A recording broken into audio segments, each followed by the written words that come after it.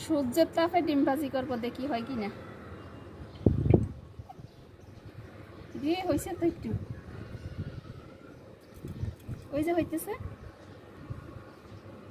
দেখেন দেখেন সূর্যের তাপে ডিম ভাজি হইতেছে, দেখেন কি তাপ পড়তেছে। সত্যি তো হয়েছে। এটা কিন্তু আমি একটু আগে রাইখা গেছিলাম, বাসায় যাই তেল আর আনছি আর ডিম আনছি, আনতে আনতে দেখেন কড়াইয়া কি গরম হয়েছে, ডিম হইতেছে দেখেন। আল্লাহ, সত্যি তো হয়েছে।